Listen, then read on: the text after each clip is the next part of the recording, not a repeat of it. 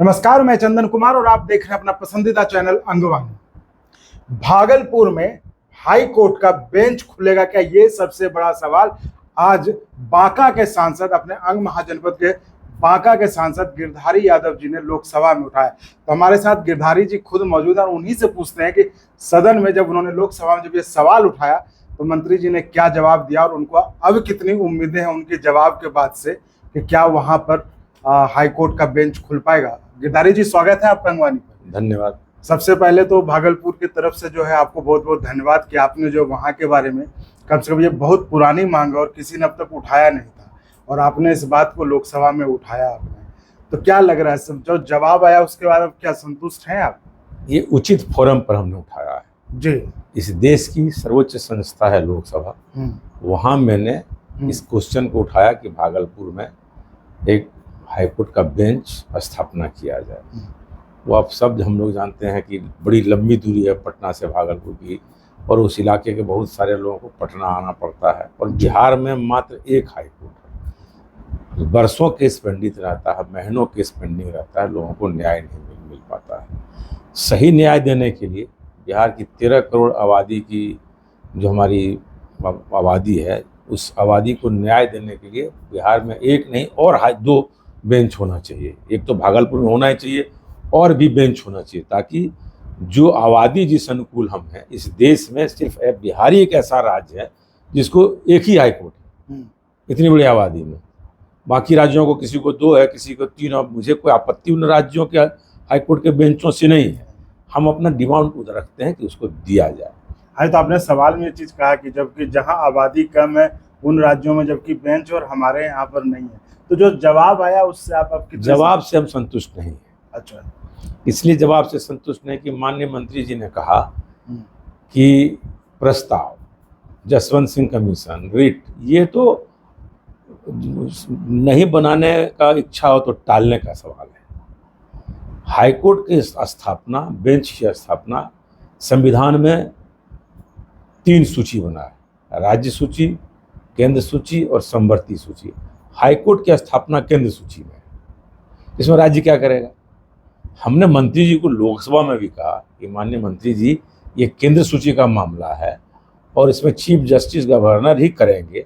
राज्य सरकार सिर्फ संसाधन उपलब्ध कराती है, सबके लिए कराती है, तो आप मांगिएगा तब। जब राज्य सूची का विषय ही नहीं है तो उसमें राज्य सरकार क्या करेगी? तो उनको हमारा बात को उनको टालना था तो टाल दिया। आप बताइए, रेल लाइन बिछाना हो वो केंद्र सूची में है, बैंक की स्थापना करना वो केंद्र सूची में है, तो राज्य सरकार क्या करेगी? राज्य सरकार जमीन देती है। उसी प्रकार ये केंद्र सूची में है, ये स्थापना करेगा, राज्य सरकार उसको साधन मुहैया करेगा। इसमें कहाँ राज्य सरकार का रोल है?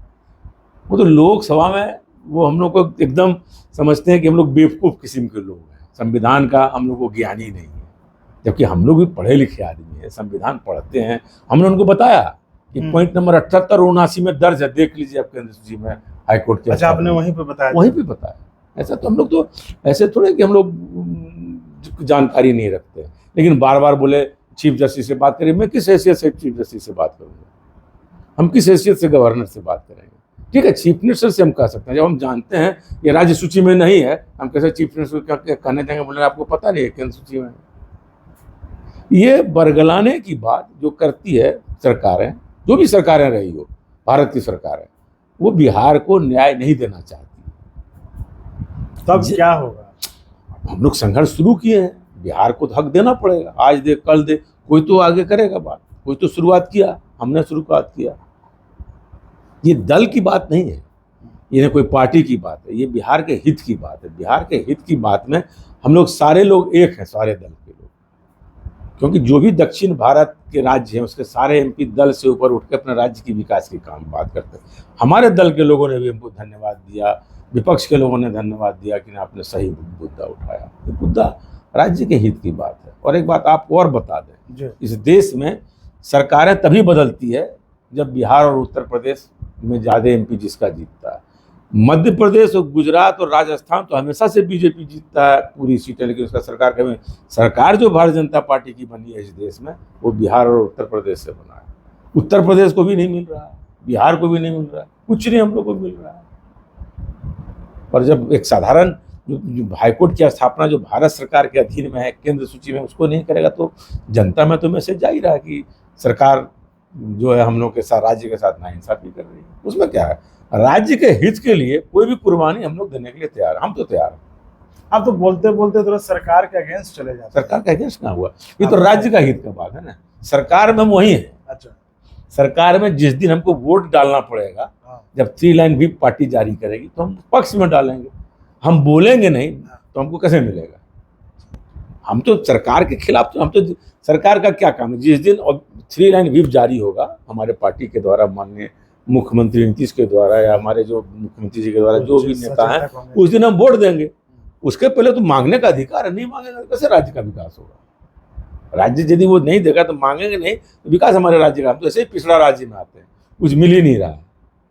ये थी हमारी खास बातचीत बांका के सांसद गिरधारी यादव जी से, जो कि बहुत दिनों के बाद इस तरह की मांग जो संसद में गूंजी, जो कि भागलपुर बांका जो अंग महाजनपद का इलाका, ये बहुत पुरानी मांग है। हम लोग जब बच्चे थे, छोटे, तब सुनते थे, लोग कहते थे कि यहाँ पे DRM ऑफिस खुलना चाहिए, तो बांका हाईकोर्ट का बेंच आना चाहिए, उप राजधानी घोषित होना चाहिए, जो कि मांगे समय के साथ खत्म हो गई थी। कोई अब इस पर लोगों की भी रुचि खत्म हो गई थी, जिसको कि एक बार फिर से उस इलाके के ही बांका के सांसद ने लोकसभा में उठाया। हालांकि वो मंत्री जी के जवाब से संतुष्ट नहीं है, लेकिन वो कह रहे हैं कि अब इसके लिए लड़ाई हमने शुरू की है, मांग करेंगे, संघर्ष जारी करेंगे, क्योंकि इनका मानना है कि बिना संघर्ष किए कुछ भी नहीं मिलता है।